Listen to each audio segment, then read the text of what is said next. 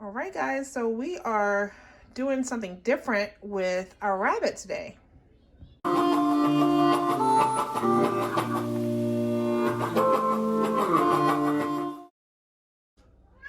this time we're going to try putting our rabbit in the air fryer. Okay, so I defrosted these from our freezer about 2 days ago. I put them in the fridge to let them just defrost on their own so I can have them for dinner this week. So it is that day.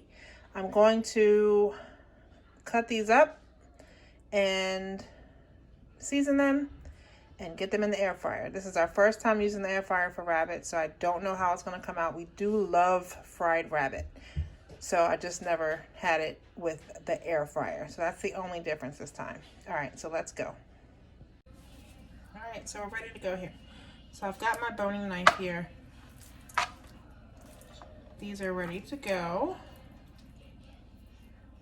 And so I'm just gonna cut these into 3 parts. So you got your back legs, and then you have your loin here, which is my favorite part.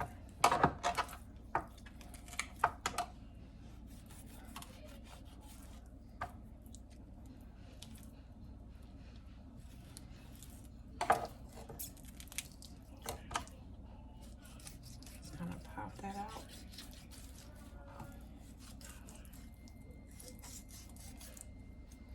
There we go. So you start right there at that. I guess it's like the hip. Pop that bone so you can see where the joint is. Go behind it.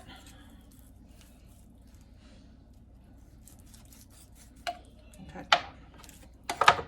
Now you have the 2 back legs. And then you have this piece here. Now this right here, this flap, there's nothing in there worth having. So I usually pull that back to break the bone right there, to expose the joints, and just kind of cut around and through that.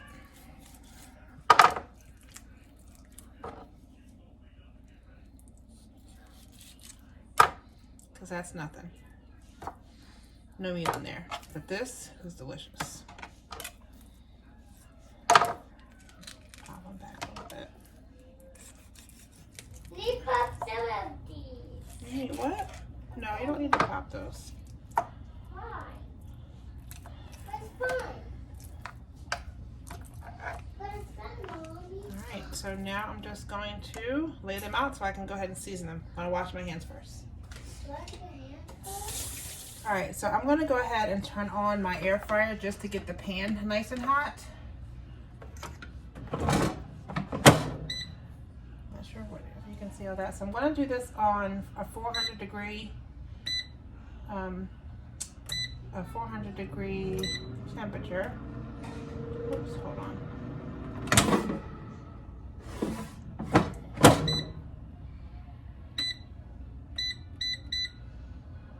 Okay, let's put it on there just to get it started, to get it nice and hot.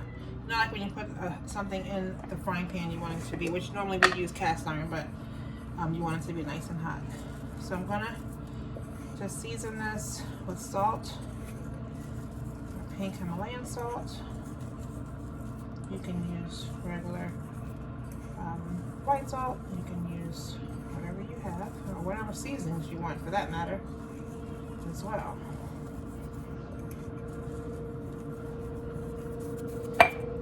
I always start everything with salt and pepper.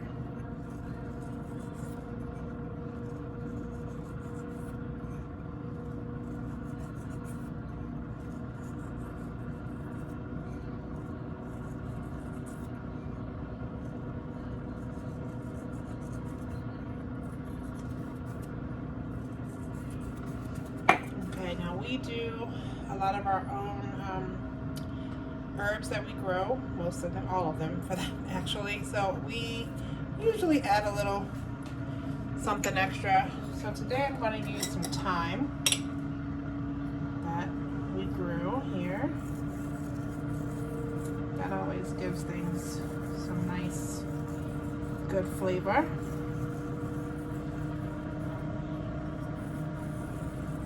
And like I I said, this is just going to be a fried rabbit, so I'm not going to do anything too crazy. I'll put a little bit of garlic powder on there as well.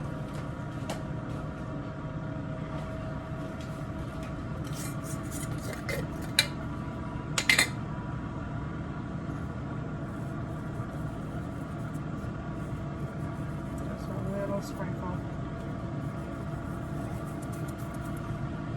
Not too much.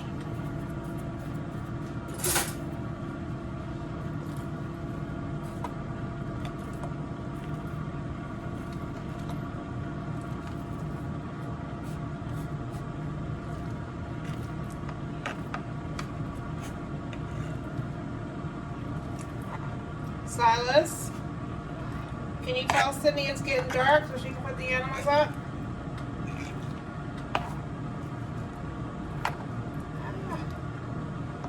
Flip over. Okay. I'm just going to again salt, pepper,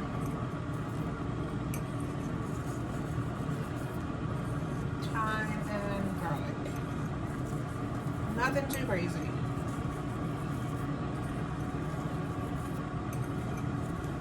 Sometimes people think they gotta over season stuff. You don't need to over season.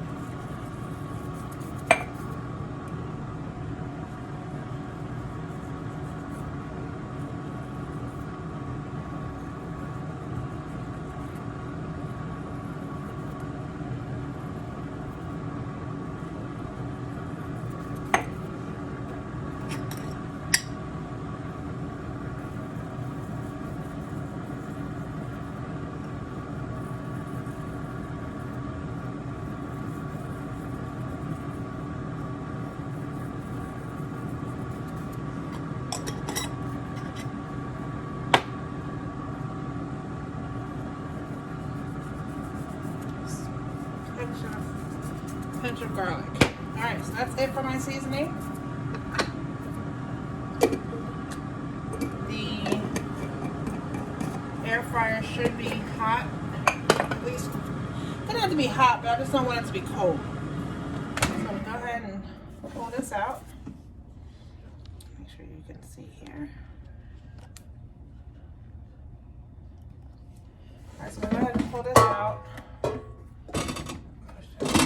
So I can sit that here because my inside of this, I can feel the heat, so I don't want to touch that. So I'm going to sit that there. Now I am going to spray a little bit of oil. This is avocado oil that we use. It doesn't spray like I like it to, but it just gives a stream, but that's okay. Just going to give it a squirt to help make sure we have nice crispy outsides. So I have to try to keep my fingers still a little clean. Now I heard a sizzle, which is nice. Like I said, that means it's nice and pre-warmed. Not a requirement. Just something I like to do.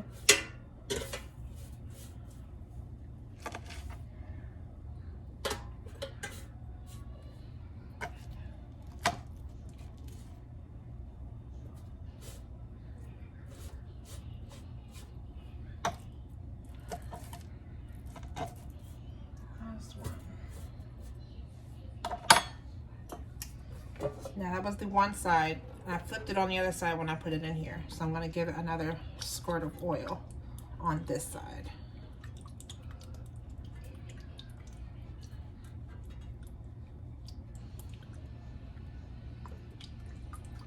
Okay, so a little bit more, just to make sure it's nice and coated. And also will help it stay nice and juicy. Oh, sorry, nice and juicy on the inside. So I'm going to pop this back in here, and I'm going to put this on 400. Oops, did I just turn it off? Let's see what it says. 400 for like 25 minutes is what I'm going for.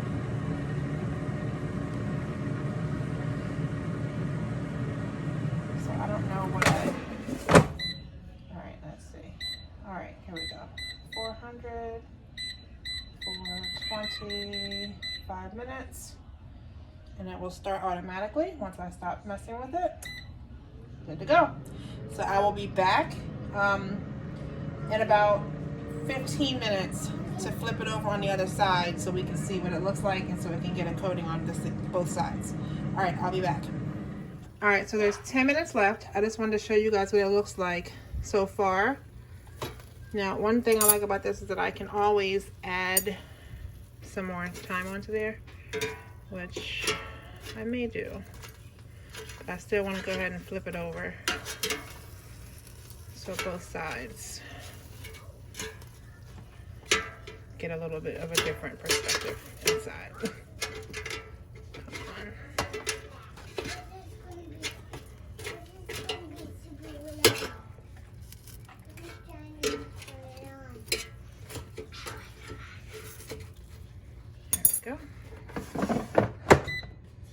So that'll pick back up where it left off. It'll have 10 minutes left, and I probably may add another 2 or 3 minutes. We'll see what it looks like when this time is up. All right, so this has just gone off. Wow, that looks good. So here's what we got so far. It's actually pretty tender. I actually think it's probably done.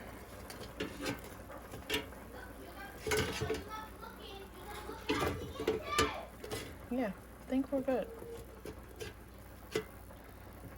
Just want to see how the fork goes through. Just seems fine.